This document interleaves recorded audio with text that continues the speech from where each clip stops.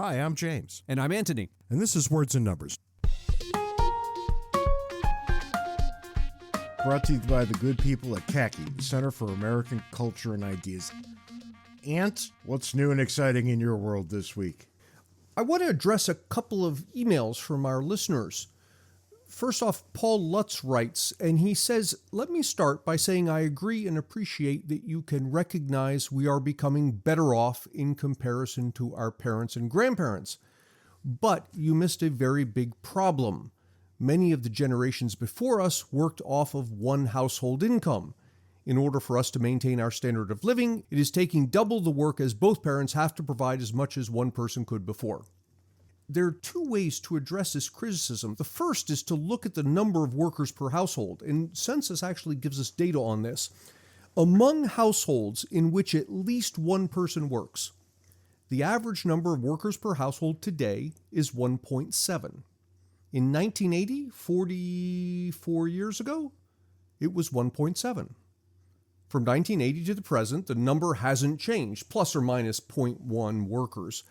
Let's be fair, though. I'm pretty sure people are thinking back to the Eisenhower era when they say that one income was enough. Maybe, and I'll address that in a minute. But before we go there, another metric you can look at is the fraction of U.S. households that are dual income. So instead of saying average workers per household, what fraction of U.S. households have two incomes? And that number is 42% today. In 1980, it was also 42%. So at least over those 44 years, so that's roughly what? That's more than one, maybe two generations. No change in number of workers per household. Now, let's go back earlier than the 1980s. And when you do see a shift to single income households going backwards. Except they were single income households, not single job households. Before the ubiquity of appliances, keeping house was a full-time, unpaid job. So you're washing dishes, you're largely doing them by hand. You're washing clothes, you're largely doing them by hand.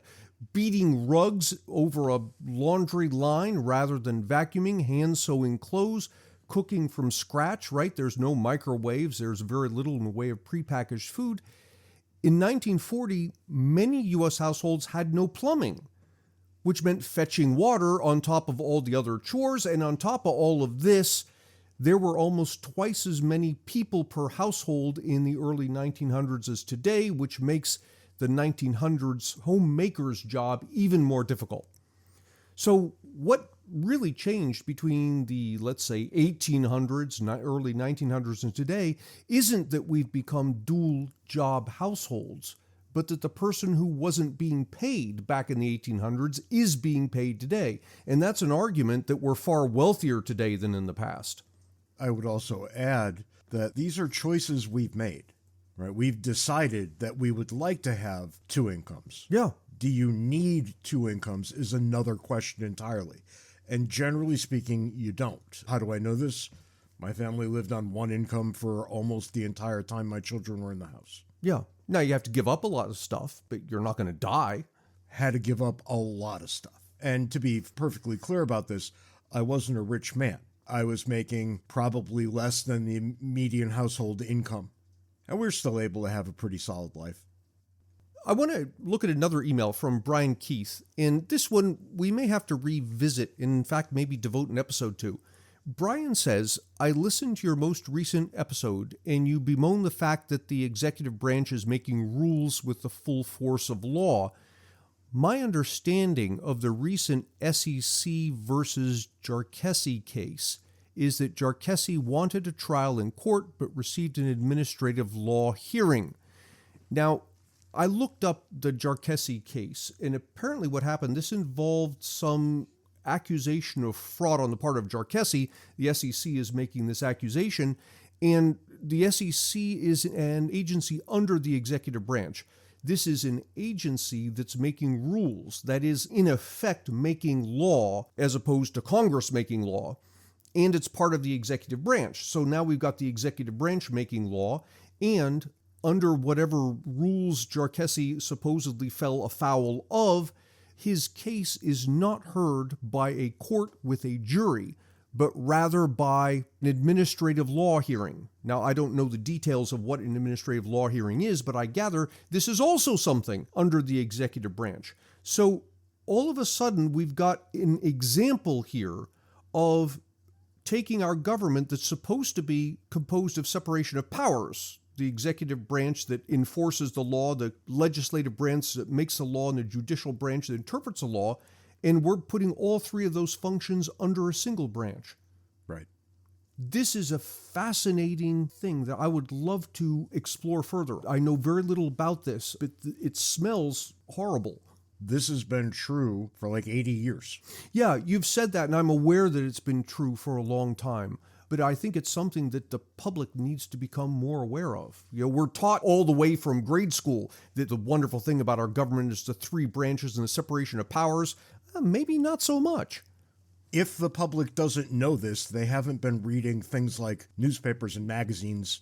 Yeah, but no, hang on, because you read this, and even with my level of knowledge, which, isn't expert, but it's probably a little bit more than the average person when it comes to these things, I would read this, and I would read administrative law hearing and think, okay, well, that's got something to do with the courts. His case is being heard.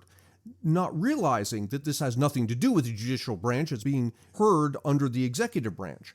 So too with the SEC making its rules, right? You don't realize, I guess most people don't realize, that the SEC or any agency is capable of making what is in effect law external to Congress. Everywhere you look, you see a government that's gotten out of control and people don't even realize it. But in a self-governing republic, the people are the ultimate check on power. And if they have decided not to bother, well, this is what's going to happen. And it did happen so long ago that nobody now is even alive, mostly, when it did.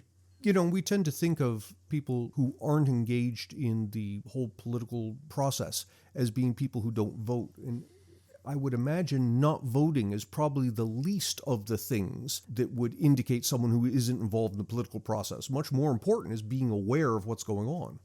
And pushing back when the government takes away your rights. But when you don't, they just keep right on taking. Yeah. Speaking of the government you deserve, I want to bring our attention out to California. Do you know what happens tomorrow in California, Ant? No idea. The minimum wage for fast food workers goes into effect. The new minimum wage increase for $20 an hour. $20 an hour? If you work in a fast food establishment that has more than 60 restaurants nationwide, and for some reason doesn't sell bread at least to the order of a half-pound loaf. Because apparently, if you work in a fast food restaurant that also sells 1/2 pound loaves of bread, then you're different and special. I wonder, who is it that was lobbying for that? Rumor has it that it was Gavin Newsom's old pal who runs, what the hell's the name of that soup restaurant that also sells bread? How about that? And he wanted an exemption. Yeah, but apparently it didn't work, right? There was a lot of scuttlebutt at the time that was, in fact, the reason. But for whatever the reason down the road, it didn't cover that restaurant. I wish I could remember what restaurant that was at this time. But you can imagine how often I go out for fast food soup. While you were talking about that, I was just looking up the number, average weekly earnings. If you take all employees and divide by 40 hours, the average for everyone is about $30 an hour. This $20 an hour minimum wage is all of a sudden bumping up close to the average for everybody. Well, and the absolute minimum wage in California is over 16. So this is considerably over that. Yeah, of course, it's California. Now they will wonder why nobody can meet the cost of living. But a couple of things have been happening, maybe even three, as I think about them. First, fast food establishments are saying, honest folks, we have no option but to raise our prices. You're right. Yeah. Well, who could have predicted that? But wait, there's more. They're also saying we're probably going to have to start laying off a whole lot of employees. Yeah. Which means they're going to start shutting down at certain points during the day when business is light. Mm-hmm. Right? If your employees cost you more, say from the 10 a.m. to 11:30 a.m. slot than the restaurant makes, you're better off shutting down for that hour and a half. But there's something way more interesting that I saw as I dug through this story. Who do you think the first group of workers are that all the restaurants are laying off? Well, let's say it would be young people, right? Nope, you're looking at it incorrectly. Think about job type. Oh, well, it's guys who are taking the orders, right?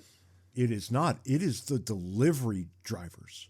Oh, they can offload that. Of course. That's right. And they have offloaded that. There are any number of companies out there, DoorDash, right, things like this, who are going to every restaurant and picking up the food and delivering it. Right. You don't need to pay somebody. Your customers will find their own way to get that food delivered.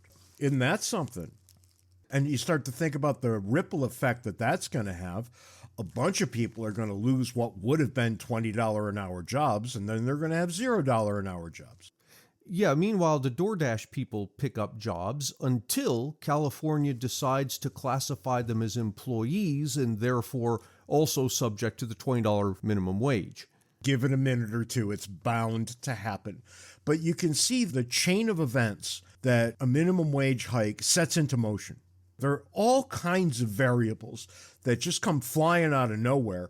And who has to care about them? Business owners. Who doesn't have to care about them? Politicians. Until there are no fast food places left that anybody can afford. Yeah, and these effects that you're seeing, we're seeing them so clearly because this is a gargantuan raise in the minimum wage. But even small raises in the minimum wage, these same effects are there. It's not that they go away. What happens is if the raise in minimum wage is small, the effects, although still there, get drowned out by the noise of all sorts of other things that are going on in the economy at the same time. And this is why you see, when you look through the literature, many studies that show, yes, we saw a negative employment effect of the minimum wage here, and many other studies that say, no, we didn't see any effect. And people misunderstand that second type of study. The study that says we did not see an unemployment effect of the minimum wage is not saying there was no unemployment effect.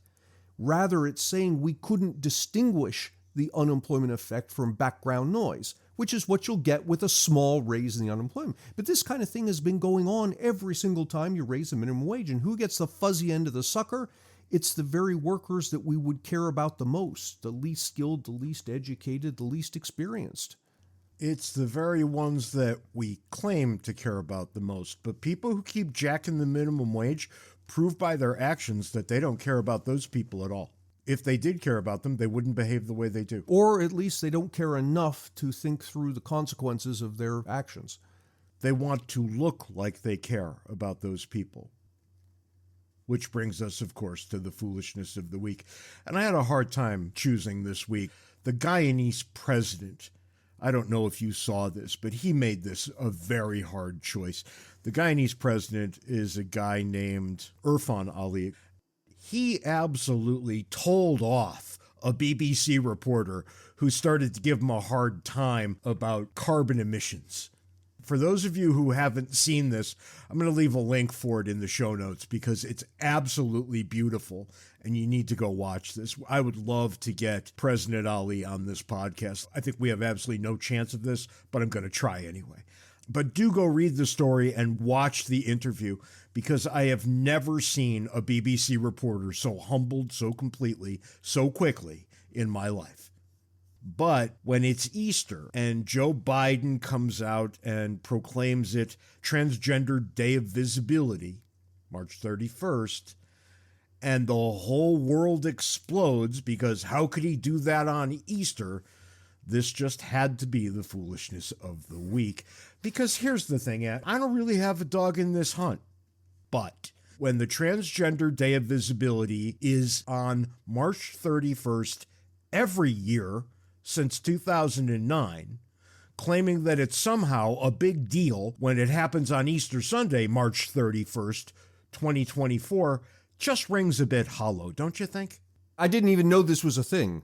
You should be on Twitter more often because everybody is claiming today that Joe Biden hates Christians. How do we know this? Transgender Day of Visibility on Easter. Lots and lots of people do see how this matters, and they have lost their collective minds, not the least of which was Donald Trump, who couldn't wait to point it out. They must have had this bullet in the chamber for 6 months. Somebody must have looked this up last year and said, oh boy, on Easter we can get him thusly. I don't know anything about this, the Transgender Day. That it coincides with Easter is neither here nor there. It is what it is. It's probably the case that Biden's PR people just tripped up. If it's always on the 31st and then they said, not this year, it's not Easter, now the transgender people are going to be at your throats, right? There's no winning here. There is one way to win, which is you don't make a big deal about anything. That would be preferable in my world, right? I would love politicians who didn't make a big deal about anything. But it doesn't change anybody's enjoyment of Easter regardless of what the President of the United States does. No. Easter should be the same for them no matter what he says, good, bad, or otherwise. As much as I loved the Guyanese president telling off the guy at the BBC, this was just more foolish than anything that could have come out of a BBC reporter's mouth. For one-stop shopping for all things James and Ant, visit our website, wordsandnumbers.org. We give a special shout-out to our Patreon sponsors who help us keep the lights on. If you'd like to contribute, go to patreon.com/wordsandnumbers. Which brings us to what we came to talk about today, which is kind of an odd mixture of economics and pop culture. The price of food and beer at ball games. I wrote an article about this for my employer, the American Institute for Economic Research, last week for opening day, and it kind of took off. So we decided to talk about it a little bit here. It's kind of interesting how much beer and a hot dog cost at the major league ballparks, don't you think? What caught my eye is you said 100 years ago a hot dog would set you back a dime. A dime, yeah. Which is, and I haven't checked your math, but you're saying that's a touch north of $1.80 in inflation adjusted. Yeah, which probably sounds about right. If the inflation adjusting calculators that are found everywhere online are to be trusted, and I think generally they are, then that's right. You're at about $1.80, which, oddly enough, is about what you might pay for a hot dog at a bowling alley in the Midwest. Yeah, I was going to say, I mean, I don't know. I haven't been to a baseball game in a very long time, but I would imagine that the hot dogs at baseball games, even the smaller cities like Pittsburgh, are going to be way north of $1.80. I dare say all of them are way north of $1.80. That much is true. How north? Well, that's another question entirely.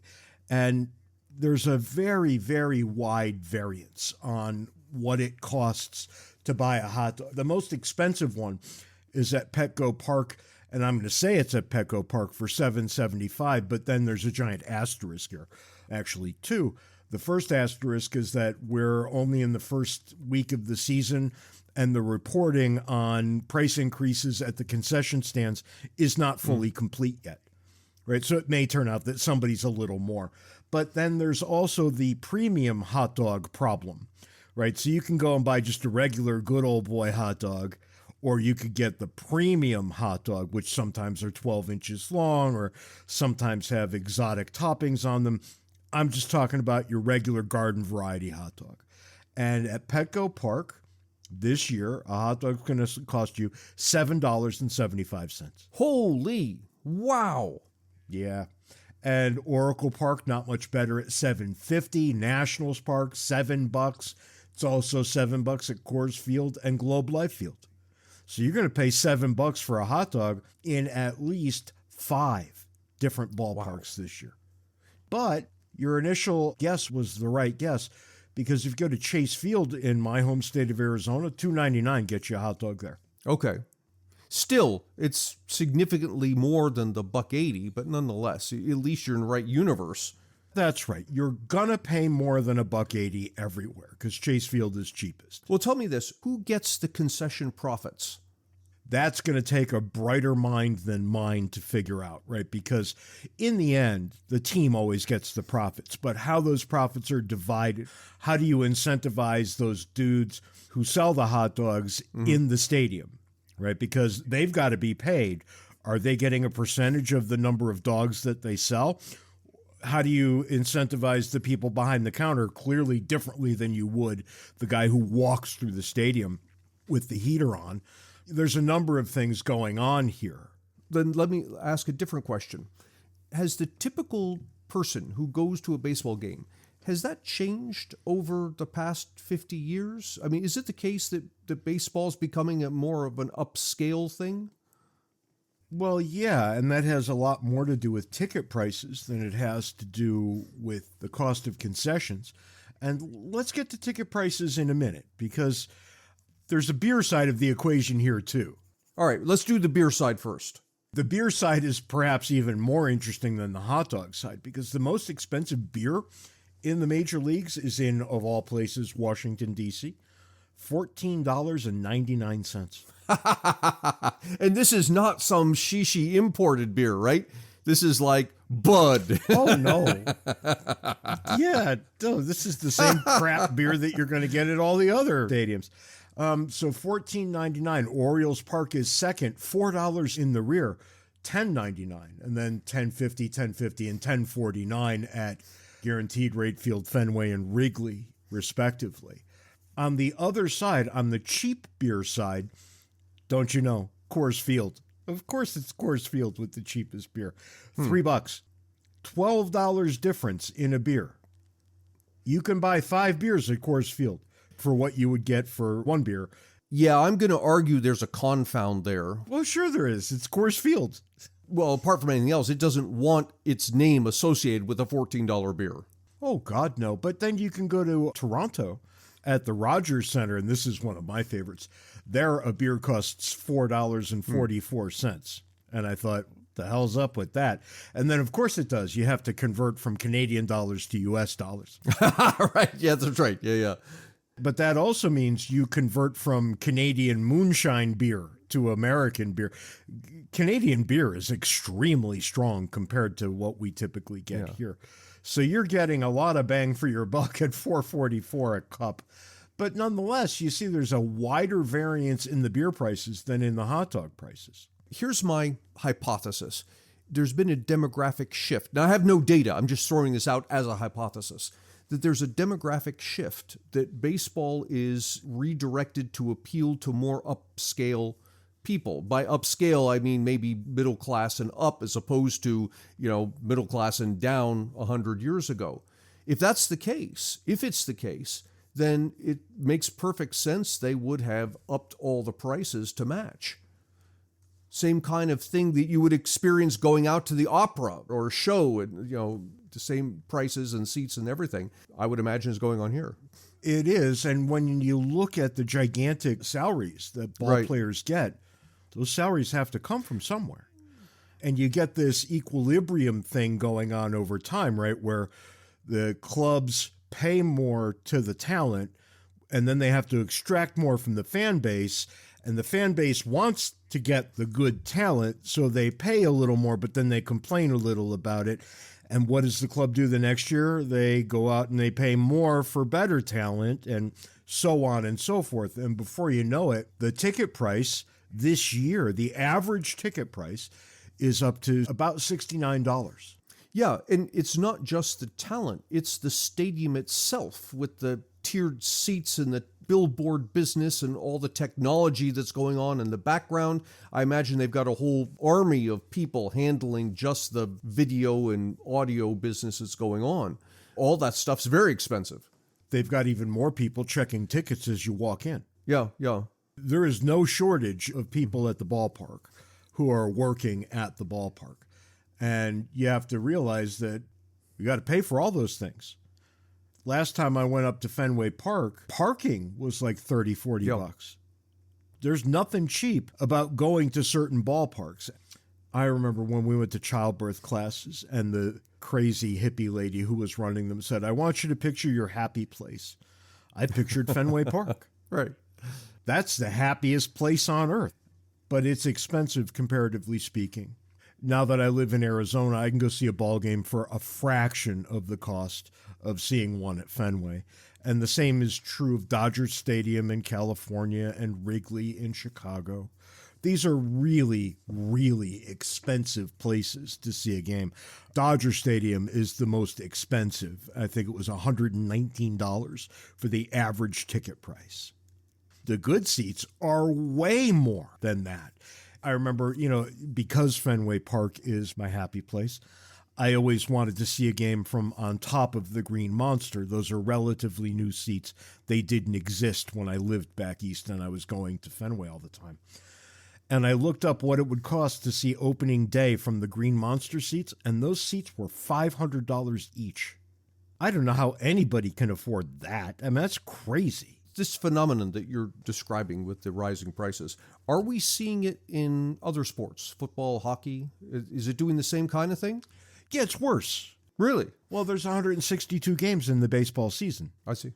Right? There's, 17 in football, and I think 80 some. I'm not a big fan of NBA basketball, but I think it's 82, 84, something like that. So you've got a lot more baseball games where the teams can recoup the cost. They're not as reliant on a single game. An NFL team has got 8 or 9 games at home every year, and that's it. A baseball team, well, they've got 81, 10 times the number of days at the park. That doesn't make the cost any less prohibitive for the people who are on the fringe, but there are incredibly good deals in the major leagues. And I'll just give you 2. In Chicago, where you could go see the White Sox, admittedly a terrible Major League Baseball team, you can get $3 seats. Well, all right, hard to argue about that. In 1985 and 86, when I was going to Fenway, bleacher seats at the time were $4. That was 40 years ago. You could also go to Camden Yards in Baltimore, probably the first of the great new ballparks, and you can get a seat there for $11. Every game? No. Every seat? No. But there are times when you can get in for those kind of prices. You can go see a ball game for less than you could go see a movie. Yeah, I was about to say your 1980 quote of $4 was about what I recall movie tickets being back then. You're exactly right, because I could go to the movies for $4, or I could go to Fenway for $4.50. And the extra 50 cents never entered into it. I was at Fenway instead of the movies every single time I had the chance. Look, on one hand, if you want the average ball game experience, you're going to pay for it. If you want the upper crust ball game experience, you're really going to pay for it.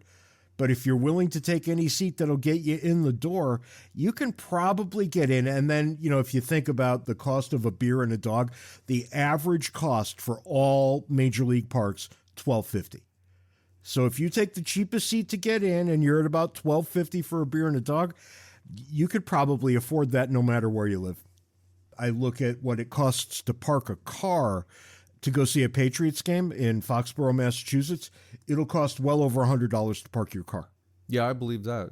I could be into a ball game with concessions for half that and then some. Maybe I can get 2 or 3 people in. The cost of a family of 4, the average cost to go to a ball game, is $140 for 2024.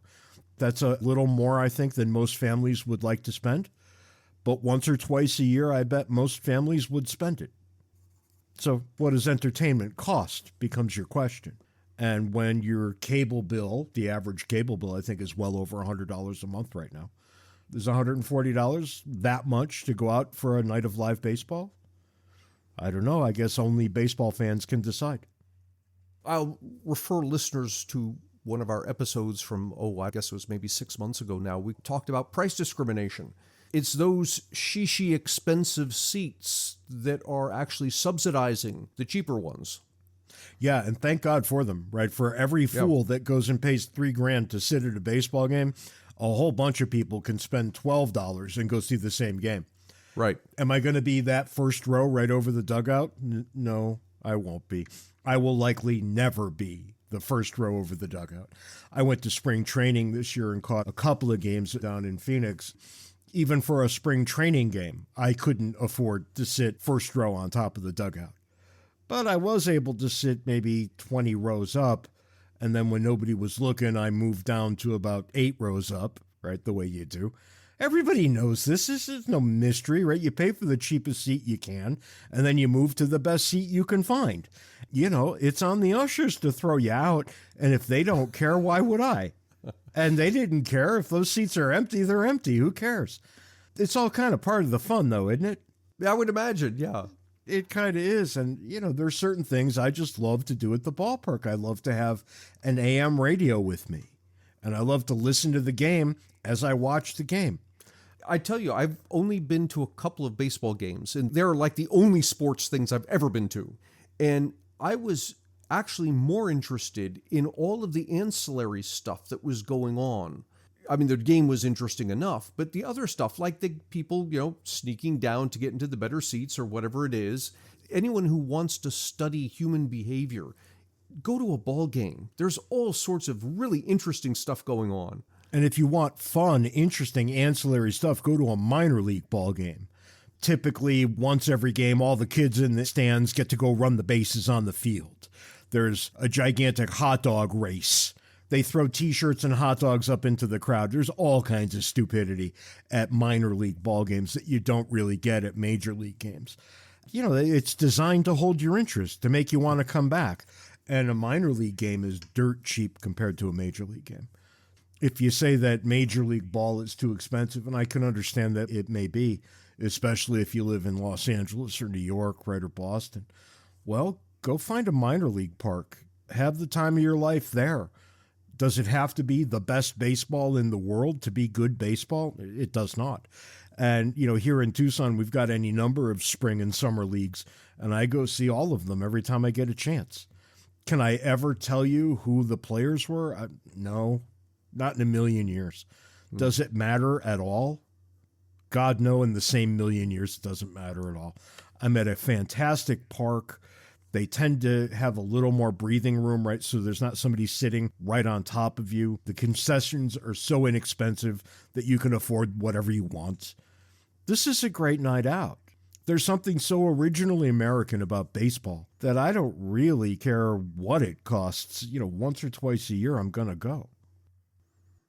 And that's all the time we've got this week on Words and Numbers. Until next time, send us email, wordsandnumberspodcast@gmail.com. Try to be nice to one person who doesn't deserve it. Till next week, can't take it easy. See you next week, James.